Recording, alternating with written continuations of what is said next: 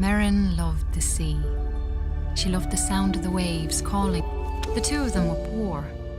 Their roof was leaky, and they sometimes went hungry. But as long as they had each other, Merrin knew they would be okay. At night, her father sang her songs about his great adventures. He sang of giant leviathan serpents, haunted caves, and a lost city of gold beneath the sea. Merrin knew the stories weren't real, but she loved to listen to them. She drifted off to sleep, imagining the wonders of the world below. And her life continued that way, simply and happily, until one night, her father didn't return.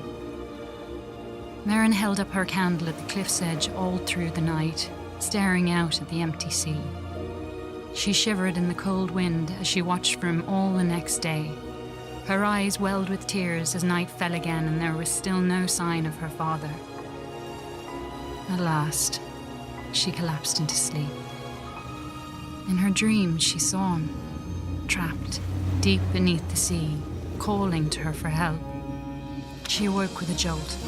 A desperate and dangerous plan was already forming in her head. She took scraps of metal and wood her father had caught in his nets and pieced them together. She hammered and bolted, she measured and sawed. And before the sun had set, she had built a tiny, rickety submarine. With trembling hands, she squeezed inside and dove down beneath the waves to search for her father.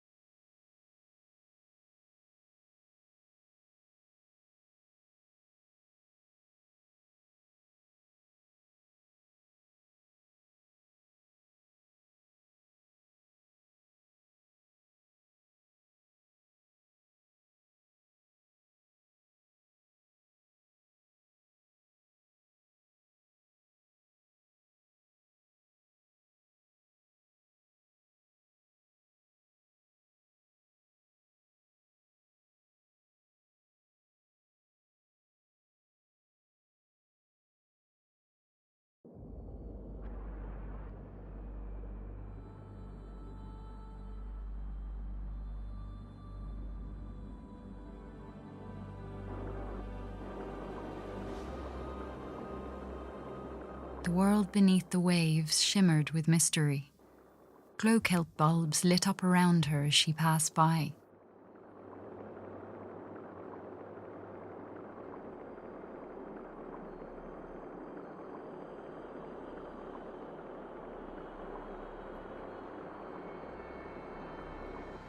Merrin spotted some odd-looking old coins. Maybe her father would know where they were from.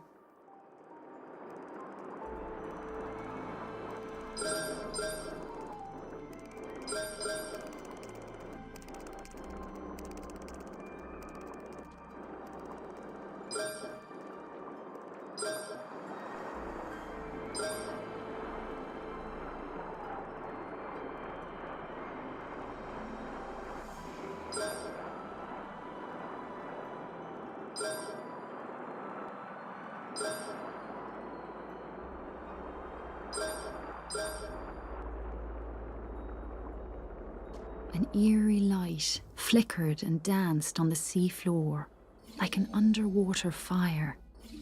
Her father once told her about a mysterious, living energy called Tyne. Could that have been a Tyne wellspring?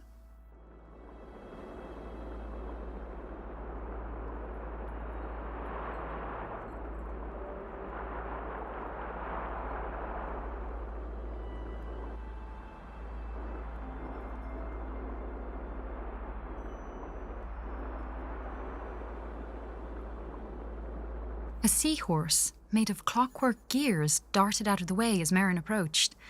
She wondered who could have built such a curious creature.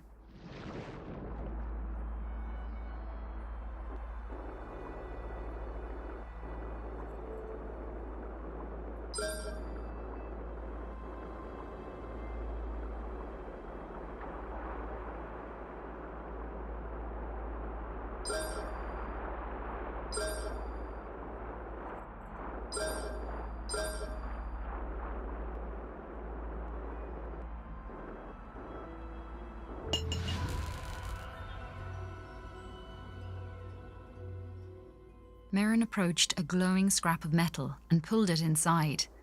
It was claw-shaped and had a strong magnetic pull.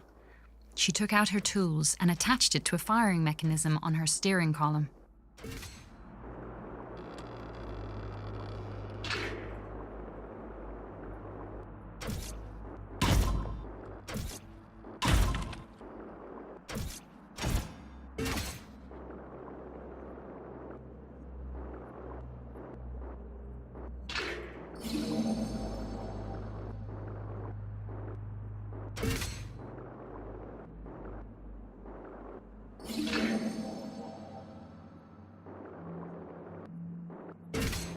Merrin spotted shock nettles ahead of her. She had to be cautious, as the hostile creatures would attack her on sight.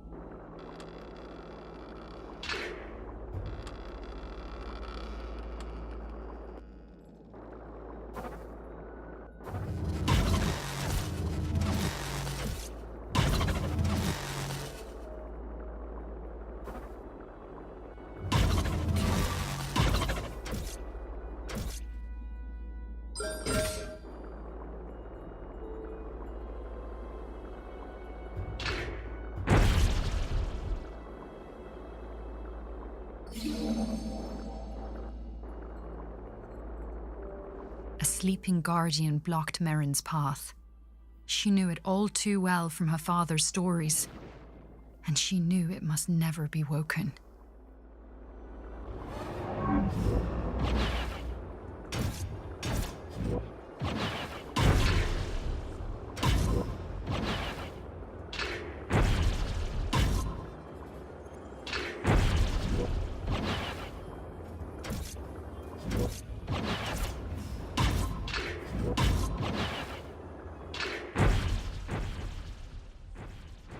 According to her father, the Guardians had been built by ancient undersea explorers called the Fomori.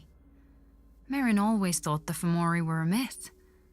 Now she wondered if her father's other stories might be true.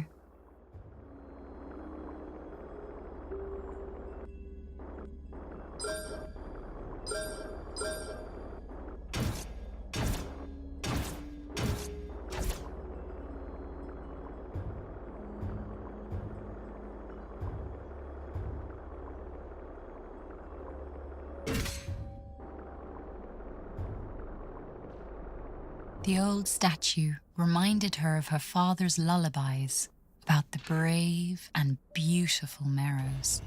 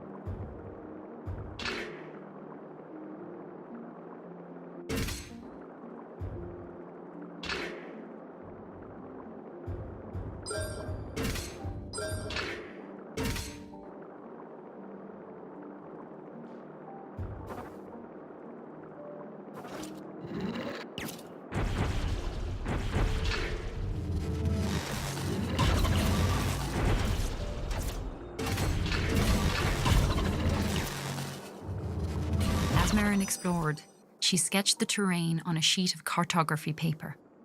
Her father had taught her that those who make maps are never lost.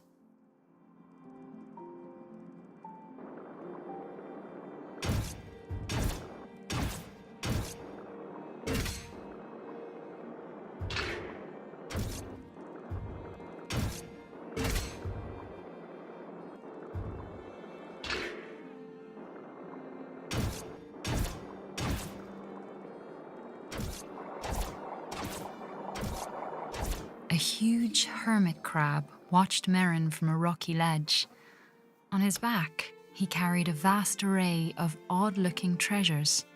The crab seemed to like shiny objects. Maybe he would be willing to make a trade.